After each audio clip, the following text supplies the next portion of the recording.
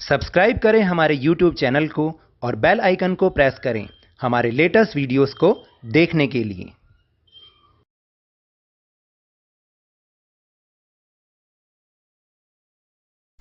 Hello and welcome to Lavneesh sir की class.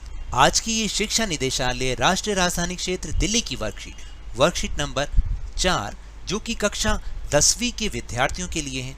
यह ली गई है सामाजिक विज्ञान के भूगोल विषय से और आज इसमें हम जिस टॉपिक को समझेंगे उसका नाम है संसाधन और इस संसाधन में भी हम समझेंगे प्रमुख संसाधनों के उपयोग को।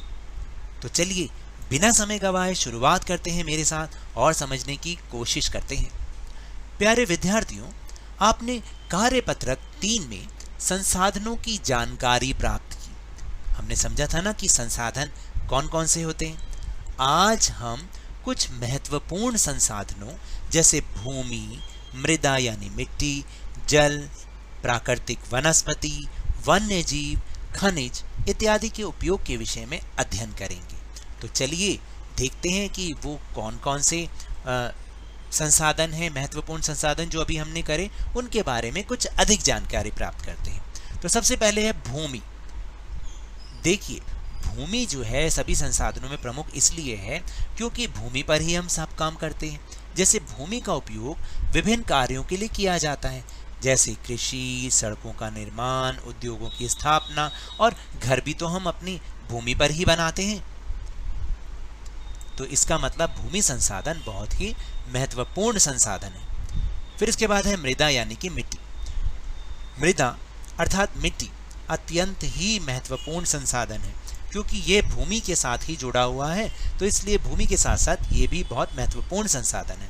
सभी प्रकार के पौधों का विकास मृदा में ही होता है या नहीं होता, और इसी से ही जिससे जीवों को पोषण प्राप्त होता है, ना केवल जो वन्य जीव हैं उनको बल्कि मानव को भी। फिर इसके बाद है जल। भाई जल के बिना यानी पानी के बिना तो जीवन की कल्पना ही नहीं की जा सकती क्योंकि ये इतने काम आता है। ये भोजन पकाने, पीने, कपड़ों की सफाई, उद्योगों आदि में उपयोग में लाया जाता है। तो अब आप देखिए कि बिना जल के तो जीवन की कल्पना ही नहीं की जा सकती। जैसे आप देखिए कि अगर आपके एरिया में एक दिन भी पानी ना आए तो कैसे हाहाकार मच जाती है। तो इसलिए जल के बिना जीवन की कोई कल्पना भी नहीं की जा सकती। फिर इसके बाद है प्राकृतिक वनस्पति।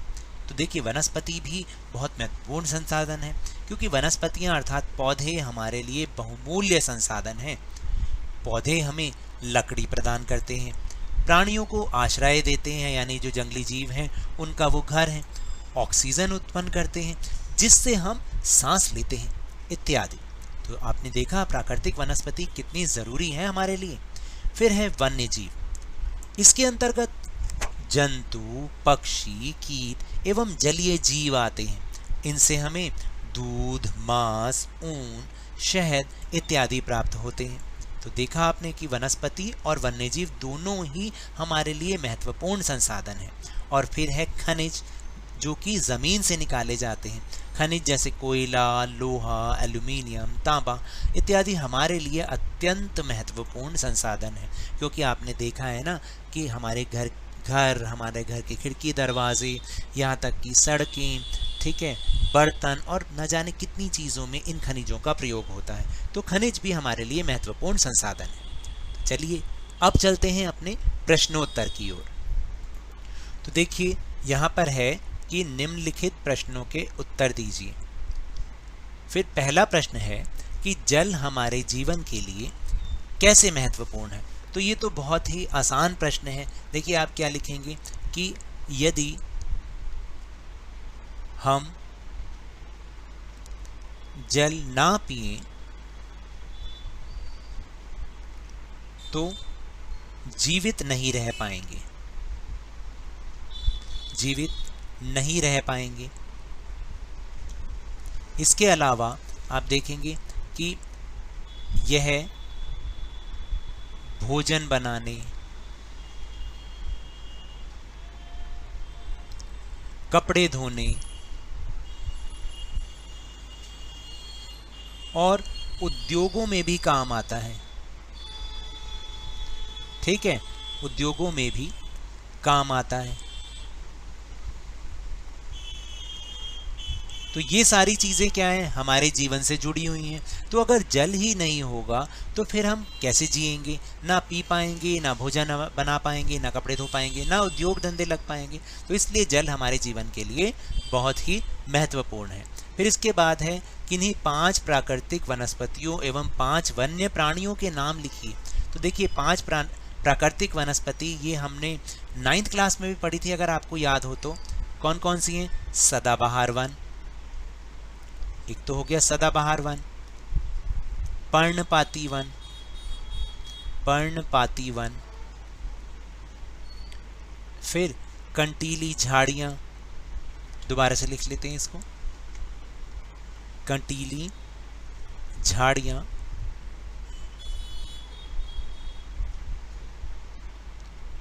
और हमने पर्वतीय वनों के बारे में समझा था, पर्वतीय वन तथा मैंग्रोव वन।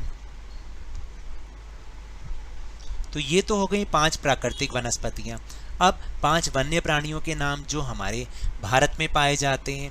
तो जैसे हमारे भारत में पाया जाता है शेर, ठीक है, बाघ भी होता है, दोनों ही हमारे यहाँ पाए जाते हैं। ठीक, हमारे यहाँ तेंदुआ भी होता है, भारतीय हाथी, मैं तो बहुत सारे नाम लिख सकता हूँ, ठीक है, जंगली गधा, मगरमच्छ इत्यादि, जो भी आपको नाम पता है 5 वन्य प्राणियों के नाम आपने लिखने हैं। फिर इसके बाद है प्रश्न, अपने घर में प्रयोग होने वाले कुछ खनिजों के नाम लिखिए जो आपके घर में प्रयोग होते हैं। देखिए लोहा तो आपके घर में जरूर प्रयोग होता होगा, एल्यूमिनियम है, एल्यूमिनियम, ठीक है। और कौन सी धातु यूज होती है, सोचिए सोचिए, तांबा, ठीक है। और बाकी आप खुद सोच के भी लिख सकते हैं। तो बाकी जैसा मैंने कहा आप खुद सोच के लिखिएगा। तो ये तो थी आज की वर्कशीट। अगर मेरे इस तरह समझाने से आपको थोड़ा सा भी समझ में आया हो तो इस चैनल को ज़्यादा से ज़्यादा सब्सक्राइब कीजिए, लाइक कीजिए और बहुत ज़्यादा शेयर कीजिए ताकि ये चैनल जल्दी से जल्दी 50K तक पहुंच जाए। प्लीज़ इसे पहुंचा दीजिए। और याद रखिएगा कोरोना वायरस बहुत फैल रहा है, तो इससे सुरक्षित रहने के लिए मास्क पहने और जब भी आपकी बारी आए इसका टीकाकरण अवश्य कराएं, क्योंकि कोरोना को हराना है और ज़िंदगी को एक बार फिर से सुहाना बनाना है। इसी उम्मीद के साथ बहुत बहुत धन्यवाद।